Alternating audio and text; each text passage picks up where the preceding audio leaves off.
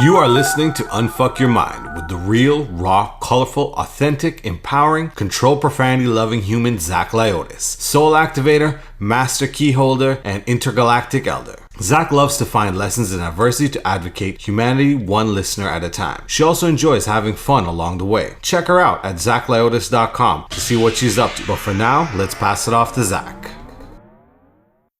Hello, everyone, and welcome to Unfuck Your Mind. I'm your host, Zach Lyotis, and in today's podcast, I have Rachel Colletta.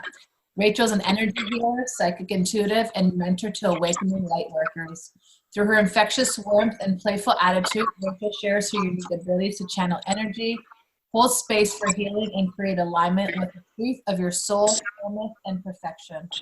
Her signature one-on-one healing sessions release density to promote healthy energetic flow, while creating movement through stuck emotions in areas you feel blocked, including relationships, career, finances, health, and creativity.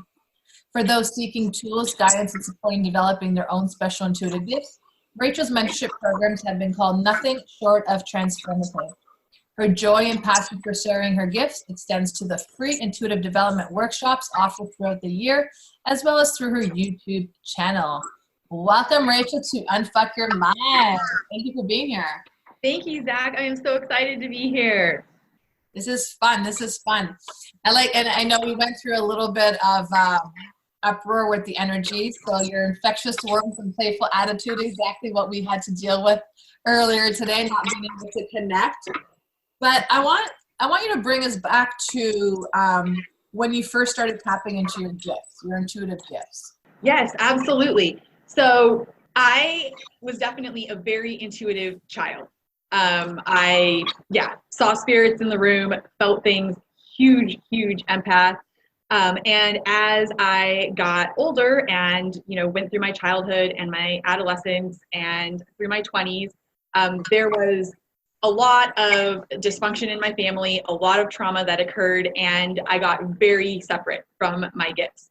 And really, it was when I reached a point right around my late 20s, early 30s, when a bunch of things came to a head, kind of that stereotypical or commonly mentioned dark night of the soul, where everything falls apart and you reach rock bottom.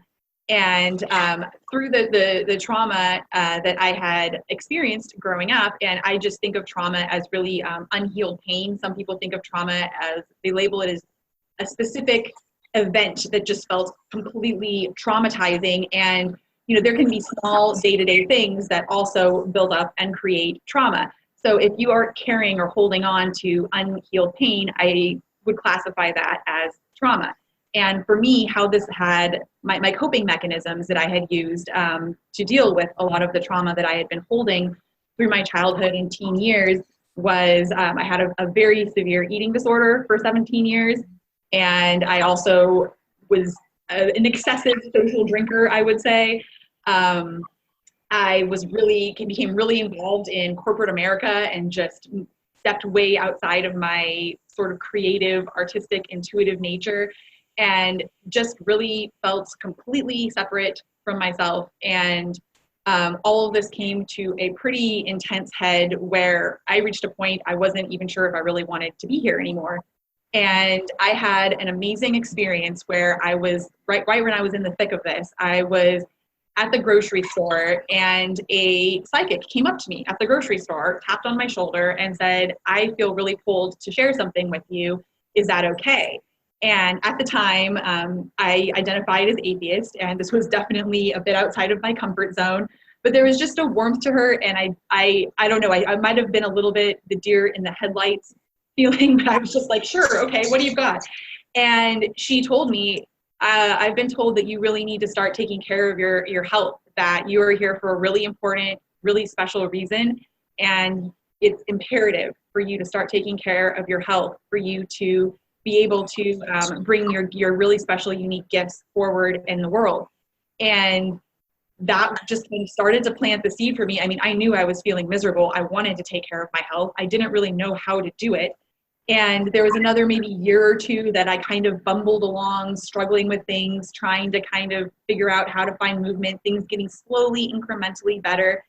And but I was still dealing with my eating disorder, and I had started to question, my atheist beliefs and stances. I realized that they were not really bringing me a lot of joy or peace. And I just started to notice, synchronicities, little things started to bleed through. I started to soften and open to a place where there was one night where I was in bed and I just started crying, and I just reached out to spirit. I didn't at this point, I wasn't acquainted with my spirit guides or any specific form in which, many forms in which spirit can take.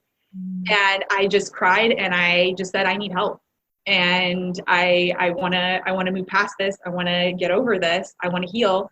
And I experienced with my eating disorder specifically a pretty miraculous healing, where I did have one relapse after that. But after I had asked for help and I had experienced this huge release, and I just felt a nice loving energy, and something in me just shifted, and I was able to make different decisions in coping. I was still spent a couple years dealing with a lot of the trauma that was still, just because the behavior of the eating disorder had stopped, didn't mean that all of the pain and all of the trauma instantaneously healed. That's not how it worked for me.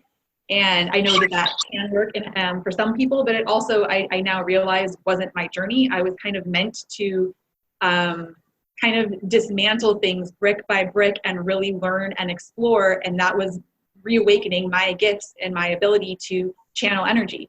So really, I was my first client. And yes, and then as I started to go down my own healing journey, just more and more things started to open for me. My palm chakras started to wake up, and I just felt like I needed and wanted to channel energy. And I started practicing my husband and my mom and my dogs and anybody that I could find who would let me practice on them, until I really developed the confidence to start working with other people professionally. So yeah, that's kind of, in a nutshell, the succinct version of how my gifts started to open up. That's beautiful, because within that darkness comes massive awakening. And it's interesting because I never even knew about spirit guides, even though I went to church and we were, brought up in a religious household and stuff like that. I never understood anything about spirits because we weren't taught about that. Even though I went to church, I was in Sunday school. It was Bible study and whatever else I don't remember half the stuff we learned in Sunday school, but it was truly my spiritual awakenings throughout life. I mean, being able to connect with spirit at the age of 3, I just thought it was normal that everyone could do it. I didn't realize that everyone could be in that same place that I was. But were both of your parents atheists, or was this just you that? No, I actually grew up in a pretty strict Christian household. Interesting. And yes, and so I always felt really close with, like, when I was a small child, I felt very close with angels, and I felt very close with Jesus, and like it was really easy for me to kind of just talk to them like imaginary friends. This is what children often do when they're talking to spirits, what we adults see as their quote unquote imaginary friends. But then as I got older and, going to church wasn't just about, doing fun thing in your Sunday school group, when you really start to have a lot of the human interpretation of, some of these biblical messages that come through, and, they're colored with our own lens and how we look at the world. And I think that there's a lot of rules that can be created that give the perception of making someone safe, but in practice aren't really rooted in love. And so I definitely absorbed, and was at the receiving end of what I felt to be some judgment and such within my religion and within my church. And as I got to be older, I just wanted to completely separate myself from that. And I started asking myself a lot of, the questions about, well, this doesn't feel right. Well, if is a teaching based on love, how come the church is so against, like the LGBT community? There's just things that didn't add up for me. It didn't make sense. And so I just rejected the entire, I just threw it all out. I just wanted to create a safe place for myself. And it felt like if it was logical, if it was based on science, that it would be a safe, there would be safe boundaries for me there.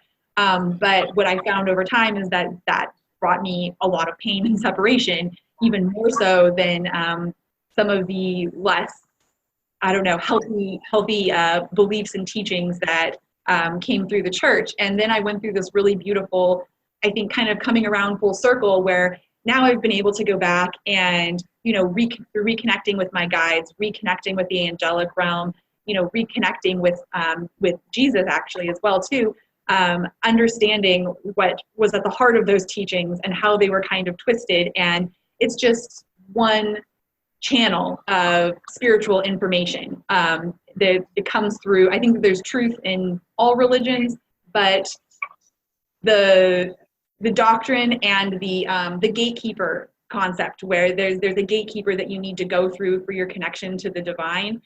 That's the part about religions that I think is not really helpful for us. Interesting.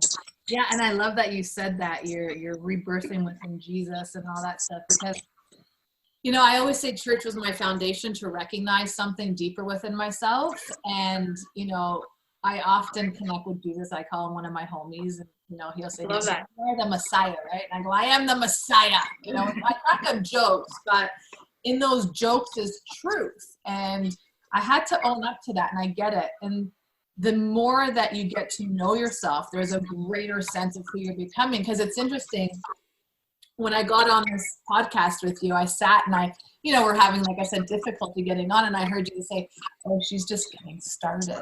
And I said, "Oh, really?"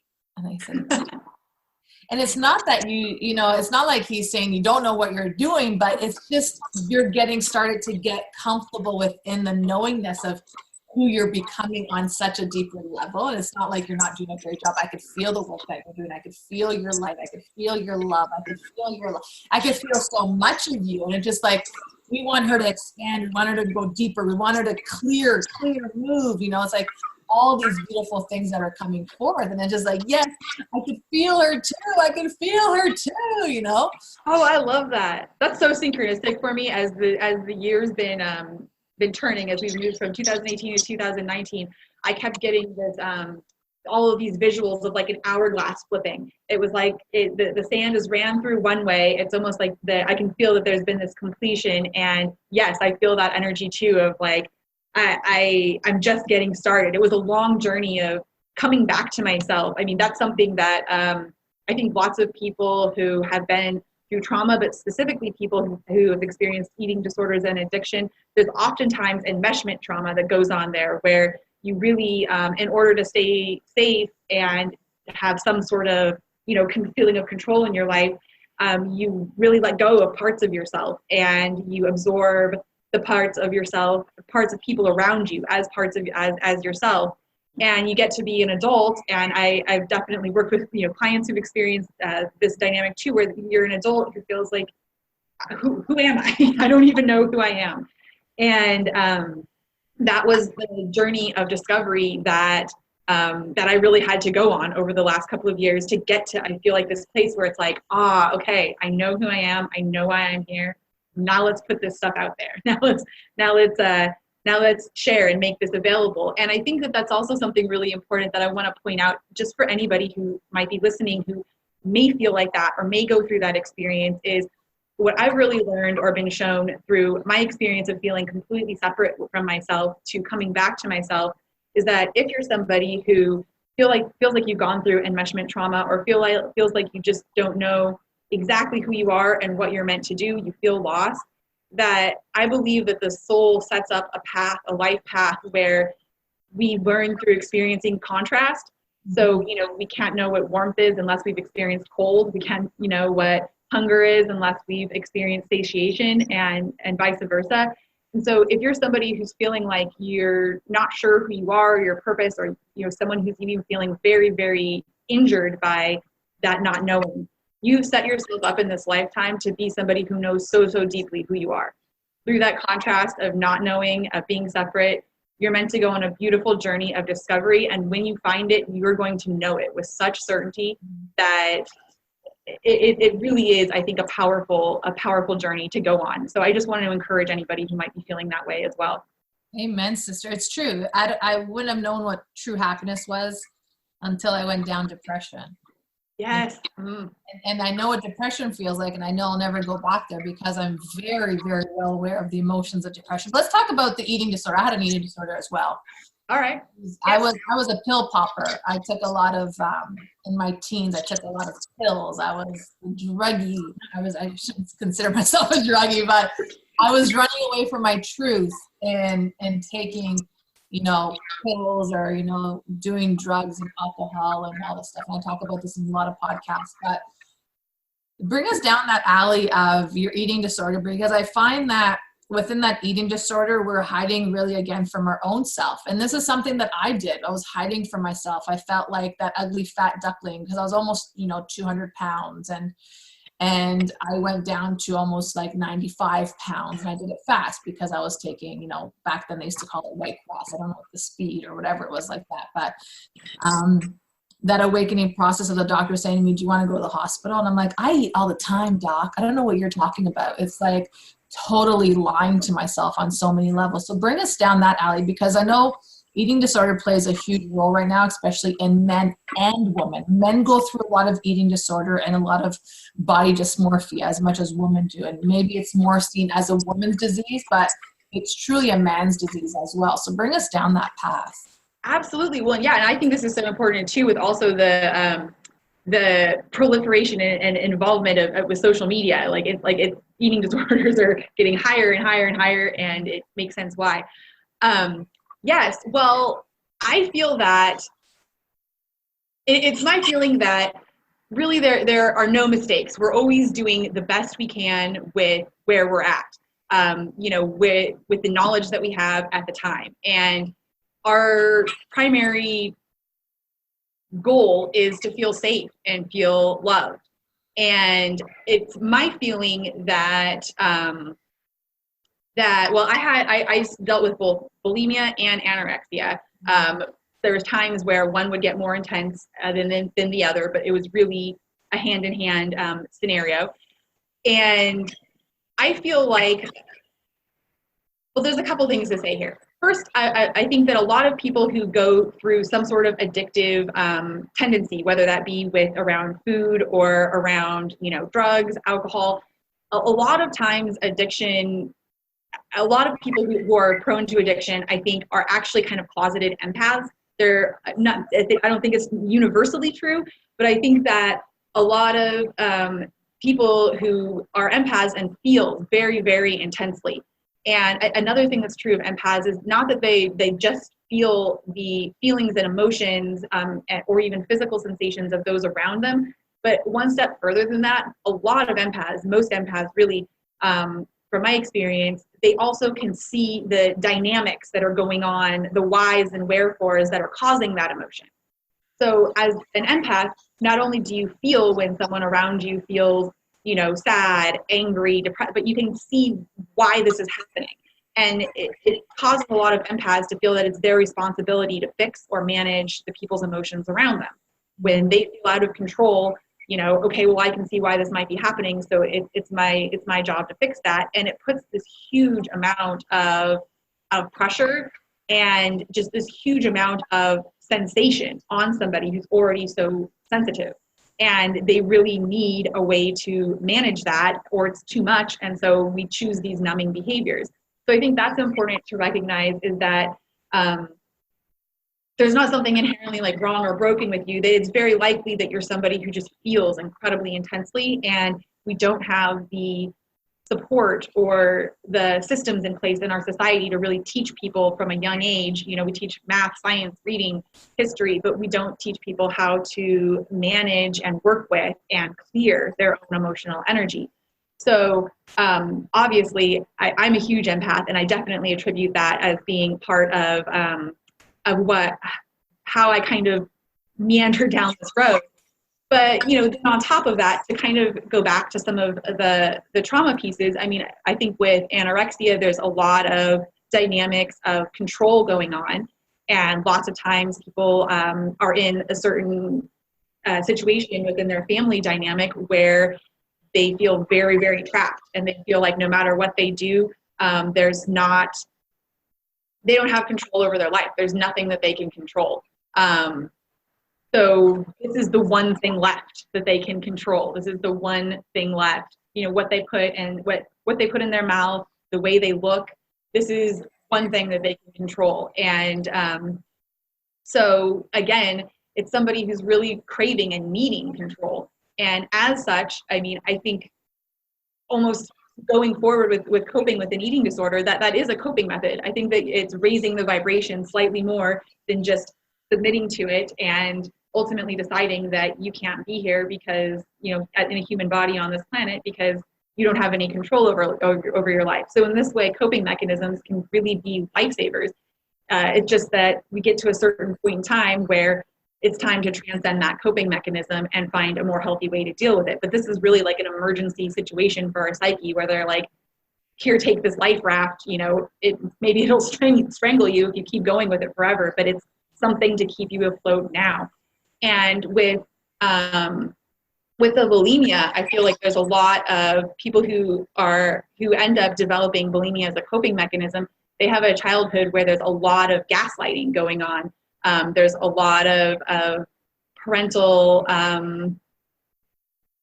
disregard, denial, dismissing of your feelings or your reactions or your desires. And so in that, I kind of see how it literally translates is around boundaries of enough, like, okay, this is too much, this is enough, and that's kind of how the energy can become bulimia in a coping mechanism is you really have a hard time with this boundary of enough. There's times where with the bulimia where someone has really needed to set boundaries and hasn't been able to. So these are the things that I've had to heal and work on specifically to move the energy of the eating disorder. Even when I experienced the miraculous healing, it was a cessation of the outward symptoms of the eating disorder, but the actual, pain was still there. And in a lot of ways, I had a really amazing, happy childhood. And so it's very confusing for our human brain. We also really want to, have a good relationship with our parents, especially when we're little and we're growing up. We depend on them for everything. And we want to, feel that we have a good family relationship. We want to feel like we have some control over our ability to receive love. So for me, looking back and being like, okay, well, there's these times where these, my family seemed really happy and positive and everything was going great. And then, there's just these handful of times where, stuff got a little sticky, but you don't really actually let yourself go there and realize, oh my gosh, this was so inappropriate. This was not okay. This was hugely damaging. And I think that there's also this tendency sometimes in the spiritual community to just attribute everything to like a past life or something, which there's definitely, healing that we can bring through from past life trauma. But so often when we're in a place where something's not working, there's something that happened to carry that trauma through in this current life.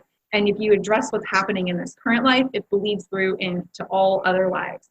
And it was just really a rough 17 years. And there was a lot of, shame, a lot of secrecy. I thought that if people found out this about me, that I would just lose all of my friends or nobody would like me, or I would just be seen as disgusting or as that person with issues. So there's a lot of, I think, shame that gets held on to as well. And this isn't shame that originates with the eating disorder. It originates with the trauma and the familial dynamic. And then that shame, we start to feel the shame and we start to attract more experiences that bring shame. And so we find this outlet to cope with the shame that actually feeds in more shame. You get a quick relief and then more shame comes through. Right. And it really took me maybe like 13 or 14 years before I even wanted to heal my eating disorder. Like it was like my safety blanket for so long. And then I got to the place where I knew that I needed to start working on it, but I didn't know how to do it. I was completely at a loss. Every time I tried to just stop, it doesn't work, and I think that a common thing people fall into as well is that they say, okay, well, this is the last time, I'm just going to stop and it'll be better. And then, that's like a standard that we wouldn't put on anybody would fail at. And somebody who's already working through trauma, of course, that's going to be a really challenging thing to do. And then we attribute that back into our self-worth. Okay, well, now I feel even worse about myself because I said that I was going to heal, or I was going to stop, or I was going to get help, and either it didn't work, or I ended up not feeling like I was able to do that. And so now I feel even worse about myself. And then that coping mechanism that happens when you feel out of control or bad about yourself just even, blows up more. And so it can become the cycle. Yeah, and it's a crazy cycle because you could heal from one addiction, which is, anorexia, and I could speak from anorexia. I can't speak from bulimia. I've never been bulimic. I've just been anorexic. But you may be able to heal from that, but then here comes something else that's going to take over that. And now it's like, yeah, I'm just going to go into the alcohol or the drugs or the sex or the whatever it may be. Right. Because I still haven't fully healed from everything to feel whole within myself. So going through all this trauma, I mean, you said 17 years. I was thinking when the doctor told me he was going to put me in the hospital, I was like, homie, you're not putting me anywhere. I'm going to go steak right now. Like that was literally my wake up call, even though I didn't have a steak, even though I didn't go eat right away. I think it was probably about 6 months to a year after that I kept on thinking about it, and I was eating maybe an apple a day plus, popping a few, white crosses here and there and stuff like that. But it was a matter of when in spirit, when you're speaking, I can hear spirit say, it's just a sign that we need to take attention within our own self. And it's so true. Like going through all these addictions and recognizing so many addictions that I had, and I still probably have, and my addiction right now is chocolate, and I love chocolate. And it's not like a bad addiction by any means. Come on, how could chocolate be a bad addiction? But it's still, you can still take it to the next level, And it's really about what do I need to really recognize about myself? What attention do I need to bring to myself? And why do I maybe continue running to, say, that chocolate bar? Or why do I continue running to that great bottle of wine, or to, mala marijuana, or to whatever it may be, whatever the crutch is. So what is the attention that I am seeking, not by another, but by my own being? So 17 years of you going through this, like, wow. Yeah, it was intense. It was very wow. But when was that, like, when you had that, I want to say wake up call, because that's exactly what we go through. I've had many wake up calls, but when you had that wake up call of change to happen, what was the first thing that you had to change within yourself? The very first thing that I changed within myself was I made a choice that I told myself that if I was feeling, if that feeling came up, and I think that anxiety feeds hugely into eating disorders. When that's like the first thing that happens is you feel that anxiety, and then the anxiety grows and grows. So I said, I'm going to catch myself when I feel that anxiety. I'm going to be present with how I feel that anxiety. And I started doing yoga. I was like, I just need a way to be in my body, because, when you're engaging in the behaviors of an eating disorder, you're making it about your body, but really you're so far out of your body when that pattern's happening.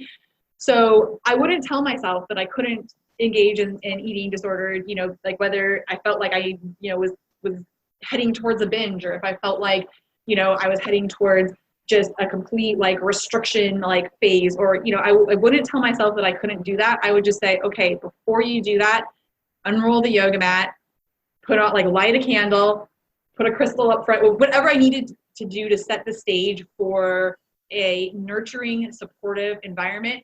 And I didn't do a pre-recorded yoga class that was like looking to really get a burn on or anything. It was literally just going slow, taking deep breaths, and just flowing and doing stretches and breathing into my body and letting myself just come back to my body. And over time, if I just asked myself to do that for like 5, 10, 15 minutes, I found that once I had done that, even though I had told myself, as soon as you're done with this, you can go ahead and do, whatever that thing is that you feel you want to, I just found that I didn't really want to.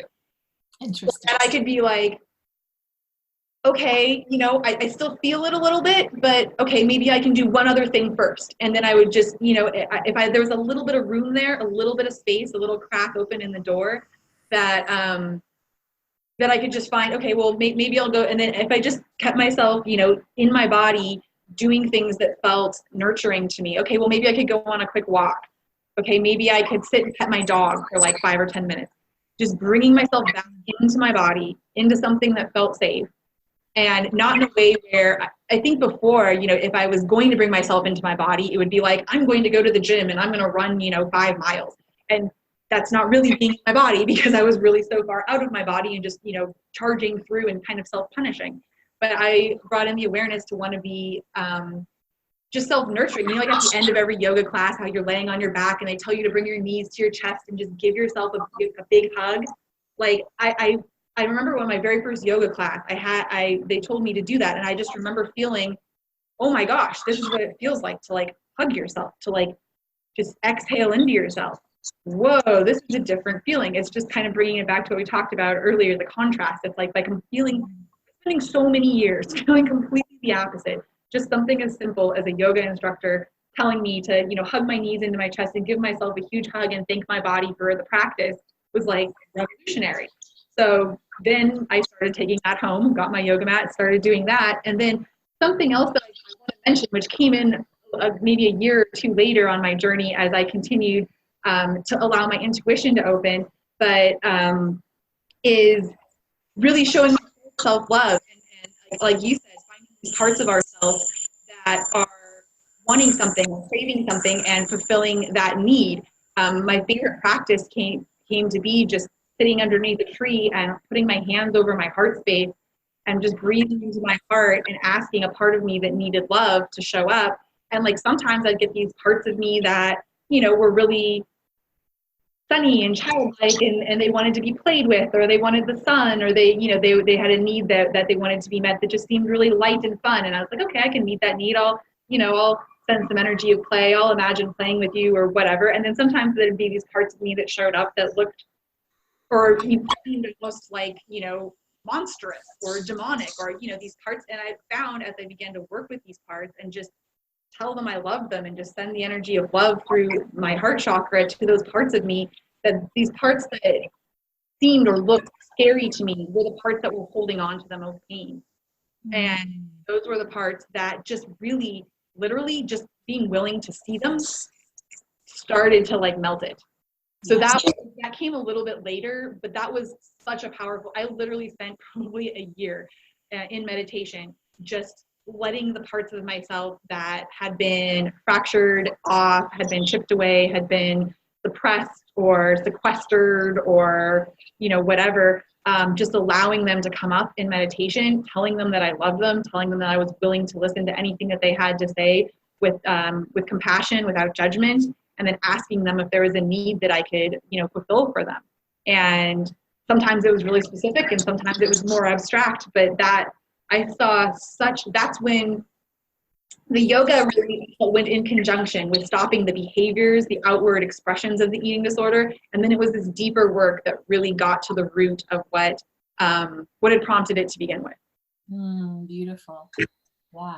So you got to the root cause of the eating disorder, which is a beautiful thing, because in that silence, you found your bliss. And, I love that you said that, sitting there, working through everything with compassion, we have to work through our dark side with that compassion. It's not that we have to fight through it. We have to recognize it. And this is something I find a lot of people have a hard time with, especially when it comes to heartbreak. Eating disorder is a total self-heartbreak. Yeah, oh my God. It is. Yes, it is. And it's not like anyone's doing it onto us. We do it onto ourselves, and people may realize that, he or she gave me heartbreak. No, sweetheart, you gave that to yourself. You gave permission for that person to bring you heartbreak, just like you and I gave permission to ourselves to give heartbreak through our eating disorder, right? So recognizing that is so beautiful in that place of darkness, in the dark night of the soul or the shadow or the ego, whichever verse you want to use. It was that compassion that you gave yourself, and through that compassion, that dark night showed you your light. And it's a beautiful part. It's, Thank you. Yes. Woo! That was deep. So blessed. It's amazing because as someone who spent 17 years in the throes of a really serious eating disorder at times, and I absolutely through that also dealt with depression, anxiety. I mean, I was certainly at a point where I was just didn't think that like there was really going to be sunshine in life for me, And I have been healed now, or I'm coming up on 4 years, and it feels like a whole new life. Like it literally feels like a whole new life. And I think that so many people have that. Lots of people don't have awareness of the part of them that they're pushing against, but sometimes, people do. They have awareness that there's this part of them that they're pushing against that they don't want. They want to go away, or they want to just, fix itself, or just get in the back. Yeah. Or like, how do I come at it and make it stop? It's like kind of this like aggressive, like I'm going to come at it. What tools can I throw at it? How do I fix it? And there's this energy like pushing against something. Like, if you ask someone to put their fist up and then you put your fist and you just start pushing against their fist, their automatic reaction is going to be to give you some resistance and push back. And we don't realize that these parts of ourselves that we pushed aside, they're actually our greatest gifts. I mean, it's not just parts that we feel, shame or guilt or pain around that we push away. It's also what goes along with them are parts of our light, part of our gifts. And that's exactly what happened with me, is through really trying to isolate and push down and be separate from parts of my pain. I also separated myself from parts of my light. It's almost like people think that, that if you walk into that dark tunnel, you're going to get lost and you're going to get swallowed whole. But if you walk into that dark tunnel, if you let yourself, see your pain, move towards your pain, it's almost this interesting paradox where you pop back out into the light and everything is, rainbows and blue skies again. And it's those parts of you that were holding on to the pain that were also holding your magic. Yes, absolutely. Oh, wow. You couldn't have said it any better. It is the pain that's holding on to your magic. And that's where we are right now in 2019, is to let go of the old beliefs, the patterns, the paradigms, the wounds, the everything, because it is a magical time. Like I said this to one of my clients yesterday, if you add up the numbers, it's 3. That's the Holy Trinity, right? There is no separation between heaven and earth. We are literally living on a place of heaven right now. Yet there's some people that feel like it's hell, because they're holding themselves behind the suffering and not letting the magic to seep through to them. Because it's easier sometimes to avoid the truth of who you are. And I always say that's when you realize how powerful you are. Exactly what you said. There's so many powerful empaths out there that are hiding within their darkness right now. And if they could just truly allow themselves to be free, we have amazing beings of light that could come and share their blessings and light with billions of people. I mean, the world, with technology these days. Yeah, you got chills. It's the truth, right? It's the truth. And with technology these days, you can reach people on the other side of the ocean. Mm-hmm. Right? Yes, so you were saying with the Holy Trinity, the number 3, this has been coming up for me huge as well. And it ties in really well when we were talking about our earlier childhood connections with Jesus, or Messiah or Sananda. I feel like this is a huge message that I keep seeing, and all the synchronicity around it coming through is we're in this place now where that Holy Trinity, there's symbolism to that number 3, where it's this awareness beyond duality. We're talking about how we see these parts of ourselves that scare us, or that make us fear that we're a bad person if we recognize them, if we give them our attention, if we're willing to look at them. And then we've got also these parts of us that are beautiful and light, but even our dark is beautiful too. And it's this awareness of I feel like the Holy Trinity, there's like the Father, the Son, and then the Holy Spirit is almost kind of like that midpoint where you have the ability to see both sides, perspectives, and the awareness beyond duality, where it's not either or this or that. It's both. It's all. It's a being willing to hold, being able to hold two seemingly conflicting ideas or viewpoints as both truth at the same time. And that's like, I feel that that's like the second coming of the Christ consciousness, this awareness that we're unfolding into now, this ability to be able to do that. Because it's only when we're able to look at and see our own dark places and treat them with tenderness and compassion that we can do that for others. We can't do that for others until we can really do it for ourselves. If you're finding yourself feeling really judgmental or really put by someone else's darkness, that is probably saying something about a place that you're scared to look at yourself. Mm-hmm. And it's so funny because as you're saying, talking about Christ consciousness, I could hear the energy saying Christ comes in many different forms. It's the Buddha, it's Krishna, it's all the consciousnesses out there, because, you know, the higher power gave us all these different beings to see who we can relate with the most and follow that energy. And it's this light consciousness, right? But I love how you said it, because it is that sense of Christ consciousness, but it's Buddha consciousness, it's Krishna consciousness, Ganesh consciousness. There's so many different light beings that, depending who you feel connected to the most by the teachings, really at the end of the day, teachings are all the same, just mangled in different words. Absolutely. I'm so glad that you made that point. Yes, absolutely. Yes, I see Christ, like I see Jesus or Christ as being one expression of Christ consciousness. And absolutely, I think that there's that however you feel like you're going to relate to it the best, whatever speaks to your heart, whatever opens you up, whatever brings feelings of love, that's the path of least resistance for you. That's how you're meant to connect. That's your doorway in.